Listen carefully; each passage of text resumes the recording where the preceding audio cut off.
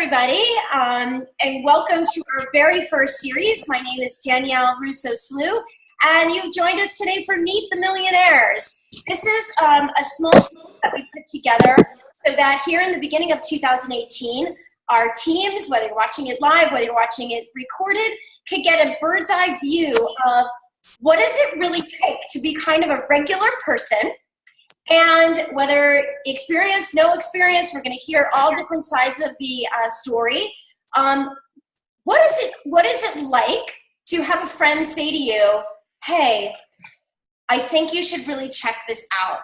I want to, give you some information. Are you open to something new? Are you open to creating the life of your dreams? Are you open to seeing what your future could really look like, even if it's scary, even if it's unknown? And you go ahead and say, yes, okay, that's kind of interesting. I'm willing to check that out. And within a certain amount of time, and you'll see during the course of these next couple of weeks, everybody's story is very different and everybody's timing's been different. But at the end of the story, obviously the title of our series is Meet the Millionaire. So what we're doing is letting the folks who have earned in excess of $1 million in 1099 taxable income from this particular opportunity, share their stories, share their journey, share the good, the bad, the ugly, what it's gonna take, the grit, the perseverance, and everything in between. So today I'm so excited to start it off with Steve Livoti, who is an amazing individual, the brother of the younger brother of the beautiful Isa Millionaire, who is responsible for most of this craziness. And Stephen will go ahead and give you a little bit of that backstory as well. But Stephen, I'd really love to, you guys can mute yourselves, that's great, and I'll mute all in a moment. Stephen, I'd love to start out really way back in the day. Did you ever think you would be a millionaire? Did you ever think that $1 million in income was even possible? And what was your mindset around that kind of, number and that kind of income? And so start there, right? Because I know we get, you grow up, you might get your first job, you might work for tips, you might make minimum wage. And the thought of really earning $1 million is crazy. Only if I hit lotto. So take everybody back to what has it felt like and where you kind of started the whole journey. All right. Well, thank you, Danielle, and thank you for doing these calls. What I've grown to realize, this community is the biggest asset we have with this. It's everything. It's the environment, and we get to grow into and become.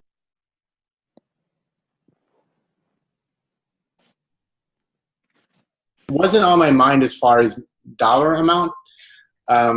However, I like to preface it with this. I was never, ever cynical of network marketing or direct sales. I understood the industry ever since I heard about it. I'd never, at any point in my life, I'd never seen a company that had any type of sizzle or anything I can get passionate about, or I didn't trust the person that was introducing me to it, or the timing was off, or whatever. So I guess I had the benefit of seeing Lisa completely transform her life financially from a company prior to Isogenics. And I like to just bring it into perspective and context. So we didn't grow up with money. We grew up in a blue-collar town. My dad died, our dad died in 1986, the day before Lisa's 18th birthday. And we almost lost our house. My mom had to work a couple of jobs to keep the house. I've been working since I'm 13 years old. Every job, if you mention a job, I probably have done it. And we worked our way through schools, and I just like to talk about my life because I think it's important to know the toxic thinking that I had before Isogenics, even with the personal development work that I did coming in, prior to this, and how much I've done since it. Because to me, that's been everything that I could track back to my personal success and my ability to have the bandwidth to handle a lot of personalities and be able to grow a team and sustain that. So, I suffered from addiction for a long time, and I like to talk about that. Whereas Lisa went in a different route when she was 19. She'd get into more personal development type of work at a very young age, and I got into a lot of bad behaviors, and I was stuck for a long time, and was very insecure in my 20s. I had a lot of drop-offs and stuff, and I got like kind of lost, and even who in my identity or who I was or what I wanted to do and all sorts of stuff. So I started personal development when I was 34 years old in 2004. And what's interesting about my story, I think, is the 6 years prior to Isagenix is when Lisa became a millionaire. In those particular 6 years, where I went into corporate America and started to get my groove on and became a six-figure income earner in corporate America and started to really get a handle on myself, basically. I went through the collapse like everyone else, but I was on the front lines of a financial company that got rid of 1,200 employees, and I was sold to another company. I was just with a buddy of mine who went through the experience with me yesterday. We spent the afternoon together. So I think what I had going for me when I started was, one, I had evidence, that Lisa was able to grind this out and have success. Two, I had passion. I went through so much disruption that I didn't want to go back to working for somebody anymore. I had that. That was always my catalyst. And then, of course, like everybody else, once I got on the products, I had passion. So then it was just a matter of learning. And it was a long learning curve. I came into Isagenix on a team of network marketers, and I was new to network marketing. And people were rising up and hitting Crystal Executive in 2 weeks or 4 days or a week, a month or whatever. And I wasn't. And it was getting frustrating because I was on this fast-paced building team, and I wasn't having fast success. So I just knew. I think I just knew in my heart it was going to work. But I didn't go to the first kickoff, January 2012. We started August 2011 because I didn't need the rah-rah. I didn't want the superficial nonsense. That's what I thought from my perspective from going to other events at other companies. And I really missed out on an opportunity to see what was going on in depth with this company. So that wasn't until celebration of 2012 where it started to seep in. And then it took me 4 years to really develop unshakable belief and trust in the company and my skill set. And only because, and I just want to keep this all in perspective for everybody, when Danielle and I started and Lisa and all of us started, the company in 2011, it was at a good point. It was 10 years old, but they did $248 million in annual sales that year. And, that's like a make or break point I've come to realize in a lot of these companies. So as it started to grow and develop, I saw them staying in alignment with their vision and staying in integrity with their vision on both the business end and the product end. And then for me, what really locked me in were two things. One, when we partnered with Make-A-Wish, which was early on for us. That was August 2012. So I saw that contribution piece, which was big for me because I'm not driven by like a Mercedes or, like bling and stuff. And then the other thing that really locked me in was in 2015, I saw the stock group, our 18 to 35-year-olds, grow from 1,000 to 40,000 in 1 year. And that to me I said, this company is really building to be a legacy. And it's something as someone who was looking to do this full time as my main income in my 40s, I needed to know it was going to be around and I could trust it. So that all took time. So I think the benefit people have now with our experience, Danielle, not only like the proven success that if you just stay the course and stay in a high level of activity, you can create a substantial income. But we know we can really love and trust this company. They really do have our back. And it's a paradigm shift for me. Well, I came from a company, I got sold to a company that was owned by an investment banking firm. And in the orientation, guy held up a book and he said, "You're all just numbers in a book." He dropped the book to the floor. And he said, "That's how fast we'll get rid of you if we don't hit our bottom line." And I proceeded to witness that. And that did happen. Here, it's like, what else could we do for the individual? Here's a healthy mind and body program to help you really change your thinking habits to have the success physically, financially that you want to have, so on and so forth. It goes on and on and on. These tremendously powerful events that we have, the 4 core, stuff we do as a community together. So it just keeps, the environment, if you just stay plugged in and keep coming back, will help me to get confident enough to be able to do this. So, Stephen, let me jump in. So there's, you just finished up by saying, help me able to do this. And I think there's some questions about what is really this that you do. Okay, so there's some really technical things that we'll get to in a second. But I also want to focus before we move forward on, you had mentioned that as Lisa embarked on this whole adventure of Isagenix, the adventure of moving out of her pharma career and into network marketing, this whole work from home, the idea of building a global franchise, a virtual franchise with no walls. You went into corporate and you decided to go that route. And so from all, whatever, the chaos that you shared with us in your life kind of prior, you kind of put your big boy clothes on and your suit or whatever, and you went into that. And then you said, I was able to achieve a six-figure income. So from not to growing to six figures is like a big deal. I mean, there's certain people that may be with us here that's never earned six figures in their whole life, right?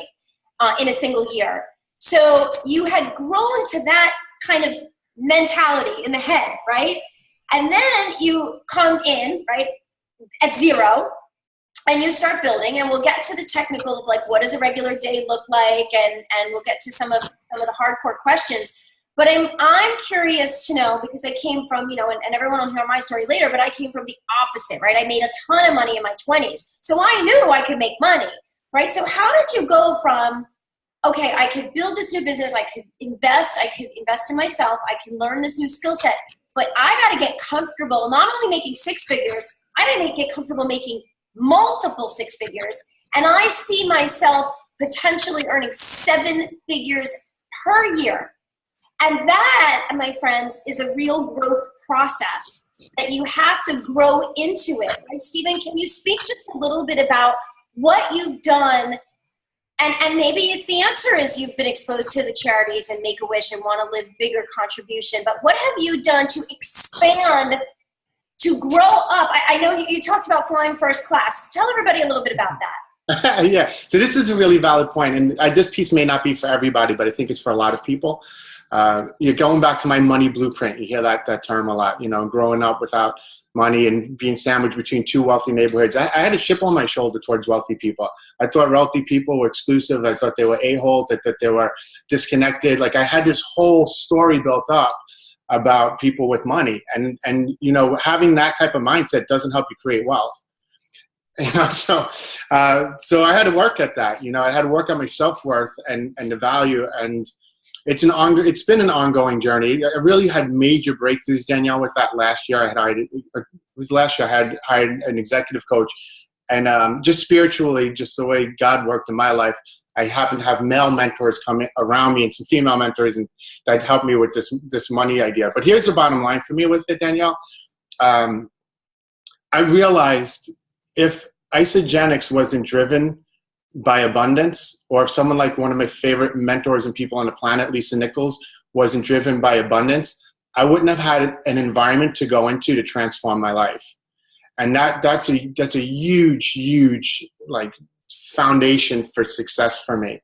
So then I looked at it in different ways to say, I broke away from that story that I had made up in my mind, right? Because I appreciate people that come from abundance, and I look at the contribution piece. So when and this is it was a good segue, because Make-A-Wish was huge for me. And I said, well, how much more can I do? And Peter Kelly talked about it, right, at MYKO. And if you haven't watched that, and if you don't own it, pay $50 and get the training. There's just so much goodness in the weekend of that training. But she talked about it. We have the ability, to use money for a means. That's what it is. It's just a means to something. So I'm comfortable with creating abundance so I could, do more and be more in alignment with myself. I'm a musician. That gives me time to play music. I've never owned a house. So my big why right now is to get a house I can create a recording studio and explore that and be in that creative, get like some creative juices flowing and stuff, and give back. I sponsor 3 kids internationally. I've been to Guatemala 2 times on mission trips. I give to a Veterans Association with soldiers who come home with PTSD.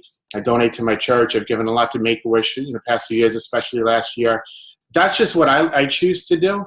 And I'm also driven by, wanting to change this planet. We're not, it's just a sad state of affairs, depending on how what you're focusing on. And I don't want to feel powerless over that. I want to feel empowered to be able to change, this world. And I'm an environmental studies major. I was a park ranger out of college. And living in a big city and having a lot of expenses, it wasn't a high-paying job, but I still have that altruistic heart, and I want to make changes happen. So when Peter Kelly, again, spoke about her environmentalism and what she's doing around environmental awareness and things like that, that's in alignment with the vision that I like to, be a part of. So I look at that as my why, Danielle, as I start to create more wealth. is to say, wow. And the last piece in this too, what I'll offer is going back to what I originally said with the abundance piece from like Jim and Kathy Coover and Lisa Nichols. As I create that in my own life, it gives people that come onto my path the ability to do the same. So if I'm not in a place of abundance, how can I help someone get into an environment and transform that? So that matters too. And Lisa's coached me on that piece as well. You know, as far as defying first class, I mean, I just like to be candid. You know, things kicked up, and my first time I did it, you know, I had to chat like, "Who are you?" and like all this gross stuff. You know, and I like talking to people that struggle with addiction, whether it's food addiction or alcohol or drugs or whatever. There's this, you know, when you're in something for years, there's self-talk that's pretty damaging, and it's not a good feeling, and those feelings do kick up, and I think we could all relate to stuff like that in our own lives. So the first time I did that, it was like not a good feeling, and I had to adjust, and now I'm fine with it. But you know, it's like, why not? Like, why not stay in that abundance, and it helps to create more. So thank God, like we're born in, you know, for those of us that are in the States or, you know, even the UK or Canada, we're lucky. Like we're really lucky. I've seen poverty. You know, there's billions of people on this planet. Most people don't have the opportunities that we have here or the luxury, no matter what's going on in your life, you know, to have the resources we have here. So, and I look at that a lot too. You know, less than 400 million people in the States, 7 billion people on the planet. If I were to bring someone from Guatemala to the United States, I'd want them to create an abundant life. It's the whole point of America, you know. So I'm like power to the people all the way. You know, my angst I've had towards the corporate world, I try to hold back on that. But Liberty Mutual just let go of 1,600 more employees on Friday, you know. So I think, you know, Paul Zane Pilzer, if you haven't read that book, Get the Next Millionaires, he talks about returning wealth back to individuals. And this is the vehicle to do it. So, you know, that's another part to it. It's like, well, about the individual empowerment. Absolutely. Let's transition over and get a couple of these questions going, Stephen. They'd love to know what a typical day looks like when you're building your business. How do you schedule your time?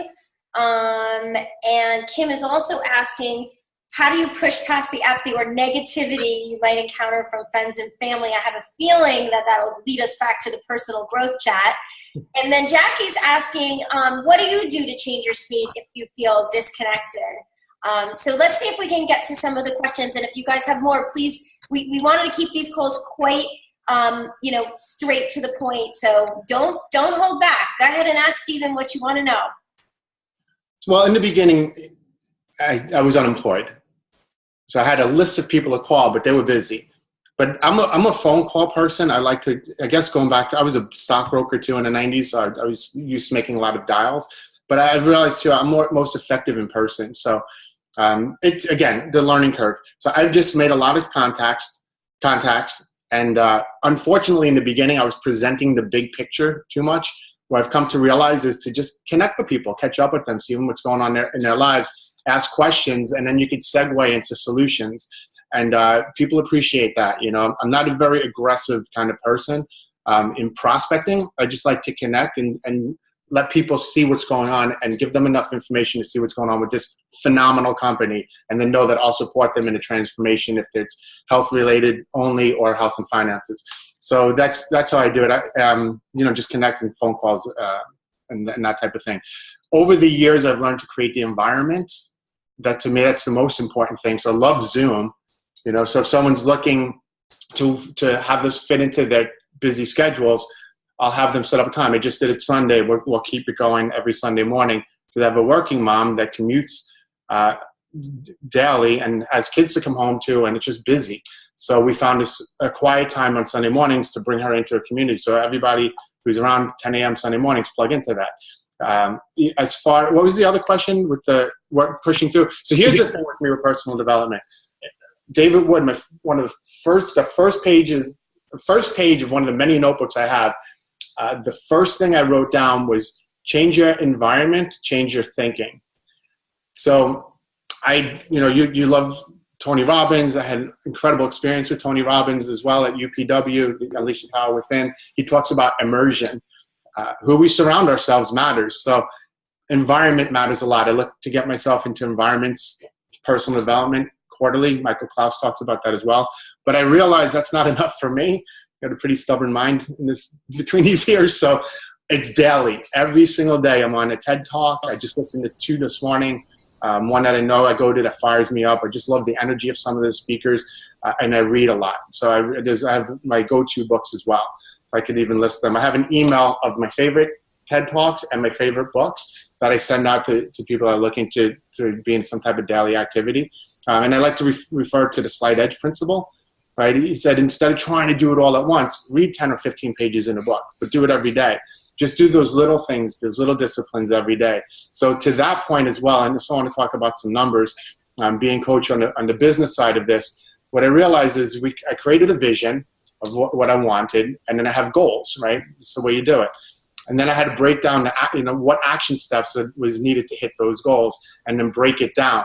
So I have it with me. Wait, Steven, stop right there. Okay. Stop right there. Yep. Before you started all of this, yep, did you operate like that? No, this is an ongoing operate like that? No. You were flying by the seat of your pants. I would, my old habit, I was a to-do person, so I'd make a to-do list the night before and then check it off and then get to whatever I didn't get to the next day. Okay, but what's rolling off your tongue so easily at this moment, 6 years in, Isa Millionaire, an incredible income.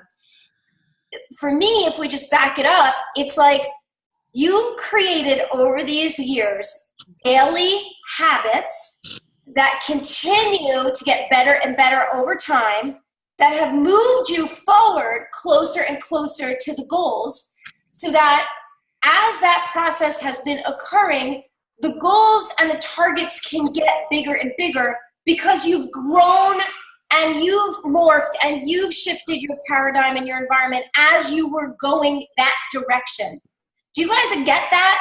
Like, this isn't just I woke up tomorrow and I decided I'm going to, have these goals and make the reading happen. I mean, this is a process that Steven's been committed to. So if it's nice to title a series Meet the Millionaires, but it should be like, what were the 18,000 steps that I took personally to be able to be on the Meet the Millionaire call is more like it, right, Steven? Totally. And the key to me again is you can have you can have the framework laid out, but if you don't have the head for it, it's really challenging, right? It's challenging enough. So it comes hand in hand. And we talk again, you and I are very passionate about personal development. So it's an ongoing, I couldn't wait to get in the right mindset. So I had to jump into action. So it's an ongoing process of stuff I juggle on a daily basis, right? And I've learned what I need. Like, where do I need to focus? How do I create urgency? Here's what I do. I just find out something I'm struggling with, and I go on YouTube, and I just search it in YouTube until I find a TED Talk that matches the content, and then I find my favorite TED Talks, and I archive them. And servant leadership, urgency. I mean, there's all sorts of how to connect with people. And some of these speakers are just phenomenal. And I tie into the energy and the content, and that helps. And they're only 20 minutes long, most TED Talks. Very powerful, very helpful. You also mentioned the word energy, which is like my favorite word of all, because until you operate in that whole new energy field with a whole new frequency, it's like you're pushing a snowball uphill. And I think that for people that are in that little bit of frustration mode about their money blueprint, and again, I mean, we're talking really during this series about creating that financial abundance and learning from the people who have done so. I just want you guys to recognize how important, changing your state, changing your environment, changing that energy field is paramount. You cannot get to the point where Steven is unless you decide that you're going to do that. I couldn't have. I could say that much. There's no way I would have been able to. And I think the evidence was going, I know Joy talked about this, was going from 4 to 5 star. That was a lot of work, going from 4 to 5 star. Was it worth it? I think so. What's your next goal? For me, it's personally sponsored team leaders, executives. I want to have that number at the end of, at the end of my title. I want to have people that are earning 6 figures. I have a lot on my downline. I think 12 or 13 executives in my downline. 13 at least. You know, I have one personally sponsored executive, and I have people working towards it. And I'd rather hone in on a handful of people that really want this, you know, and enrollment, you have to keep enrolling. It's just the way it is. It's like keeping that momentum and that rhythm. What I've learned to do is identify the needs, like who's just strictly about the products, who may want to share this for a little bit of extra income, and who's gunning for, you know, the 6 figures to break away from the chains, which is how I see it, if they're not happy. I want to preface it with this too, Danielle. Here's my experience in life. There's 2 things that we're looking for, right, in the world. Fulfillment, right, and finances, right? We need money. It's really challenging to have both, right? I was a 6-figure income earner. Most people aren't, even in America, right? And I was miserable because I wasn't fulfilled when I was selling insurance. I was really fulfilled as a park ranger doing environmental ed out in the parks, and I was making 28 grand a year. So I didn't have the finances. You know, here I've been able to find both. When you have people on your team, I have 4 people that have released over 100 pounds. You know, when you start to see the physical changes happening for people, people relieving financial stress. Stress is the great, as my friend calls it, the great exacerbator. You know, Isogenics is well aware of that on a holistic approach towards well-being, that we need to relieve stress. And the means to do that is to give people money. You know, and the fact that we're not fronting money and buying products and hustling and trying to sell, we're just sharing organically, which is what we're designed to do anyway. It's a perfect opportunity for somebody to get healthy physically and financially, you know? So the posturing for us as leaders in that, I believe, you know, and that's part of why we go through what we go through, I think, in the personal development side of it, is to be able to give people the confidence to do that and bring them into this environment. And it all goes back to me to the events. It's just going to the events, and raising your level of belief in yourself and in the company. That's my experience of doing this. You know, and that kind of also answers Kim's question when she was asking you, what do you do to push past through negativity you may encounter from family and friends? I mean, would you say that that's your answer to that as well? Yeah, the psychological part of it, when someone's negative and stuff, and there's just stuff going on with them, I don't try to figure it out. I have thick skin. I don't really get caught up in that stuff. I never really have. You know, again, I was never cynical of the industry. That was enough for me. I understood it. If someone doesn't, they just don't understand it. You know, people make fun of what they don't know. So I don't really get affected by that. I think what I will say this, Danielle, because I think this is helpful. What I was getting down was when I had high expectations on people I was looking to enroll, and they weren't enrolling. And that was a big high and low. If I get this person, oh my God, they're not doing all. And that's horrible. It's torturous to do that, you know? So the coaching for that, at least what Tony teaches, right, Stephen, is, and your sister is masterful at reminding us and her leaders at this, trade your expectation for appreciation.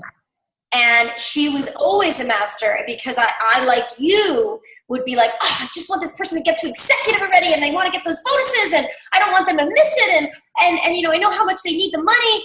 And she'd say to us, right, Stephen, you gotta love people where they are. Their journey is their journey. You know, appreciate where they are and trade your expectation for appreciation. And I think that that's, you know, being able to digest that and practice it is harder than it is, because we get so excited and we want it for people, you know? Yeah. You know, and I was listening to this TED Talk this morning, and he talked about the paradigm shift from servant leadership to self-serving leadership. And he has, it's just brilliant. I'll post it in Team Evolution. It's one of my absolute favorite TED Talks. I've probably watched it a dozen times. And here it really is about servant leadership. So what does that look like? Being in service to somebody is finding out what's going on with them. And again, it's fact finding in the sense that we could help them, if they want to, change something in their life. Now, what I know is this: in this environment, if it's money, or whatever it is, it just takes time. Like any other profession, every other skill set, to be able to earn that, right? I'll put it to you this way. I could give you all the fundamentals of baseball. I can tell you the diameter of the ball, and I can tell you the dimensions of the baseball bat, and how to stand in the batter's box and get your swing to set up and all that stuff. And until you get in the batter's box and start swinging at some baseballs, you're not going to be able to hit them, you know? And that's just the way it is. So, you know, we always see people getting ready to get ready. You just got to go over there. My little boss is like, even a blind person can hit a baseball if you just keep swinging the bat, you know? So you got to do the do. It's part of the development. And Heidi talks about that a lot. And I agree with her. The skill set, it only comes from activity. So people wait and they desire. But a lot of times there's that point where they've had enough, you know, and back to that fulfillment. And me with corporate America, I hit that breaking point hard in 2011. You know my story. You know, that's what it took for me. So, yes, it's loving people where they are, knowing that they have, thank God, we have something like this where we can, at some point or any point, go like lean into and change our life. So I do appreciate it. And I have gratitude statements throughout the day because it's not me, Danielle. This is not about me. This is about Isagenix. And about the community that we could rally around as a team and lock arms with as a team and really help people. That's the bottom line of this. So I always look at Isagenix. Like, look at what's going on in family values, privately owned, personal development, healthy mind. I've done the Healthy Mind and Body program 3 times, you know? So it's what's going on with this company. You just get people to see it. And when they're ready, they can have whatever they want. And I don't put expectations around that. I just trust whoever comes into my path, I'm going to be in service to. You guys, that's the drop the mic right there. Hope you guys are taking notes because that's it. Everybody, I think, thinks there's like some magic. That, my friends, is the magic right there. Right, Jan? I mean, it's just, you know, Susie's on here. I mean, most of, you know, Lisa's leaders or everybody's nodding their head hard because that's really what it is, you know? And it's, what do they say, Stephen? It's going to take 10,000 conversations generally to make it to Isa Millionaire. So if you're willing to, you know, whether it's face-to-face, whether it's Zoom, whether it's on the phone, however you're great at communicating, you're willing to have, you know, enough conversations, you know, all of us you'll find the common thread as we do most of this series. Because I just, you know, I know Stephen's personality and I know that, you know, certainly he's looking in every situation for how can I help somebody? What do I need to listen? And that's another thing, Stephen, I think just you know, us hanging around with Lisa so much, she's helped us become better listeners. I know certainly for me, because I didn't have that skill set at all. I was all about screaming at people and not. And I see how you interact with your team, and I see how you communicate with people, and you're always like such an excellent listener. Thank you. Anybody else? Last minute questions for Stephen before we wrap up here. I wanted these to kind of be 30, 40 minutes. I know we started a minute late or so just with the technical stuff, but thanks everybody for being on. If you have suggestions for us of other pertinent questions we could be asking or discussions that we can get into about, you know, moving from minimum wage to millionaire, moving to making a couple $100,000 a year to 7 figures a year. What does that look like? How do you grow that money blueprint? Stephen can throw out his suggestions for best books, best TED Talks. They're asking for that on Team Evolution, please, Stephen. And if you're watching this and you have no idea what we're talking about, but you think this could be really interesting, please go back to the person that shared this recording with you. They'd be delighted to teach you about the solutions at Isagenix, what we have to offer here for health and for well-being, and to kind of join us on the movement of transforming physical and financial health, and in the process creating the largest health and wellness organization on the planet. So thank you so much today, Stephen. Thanks everybody for being with us, and have a fantastic week, you guys. We'll be back next week with the next Meet the Isa Millionaire chat. So I hope you'll join us then. Cool. Thank you, Danielle. Have a great day, everyone. Bye, everybody.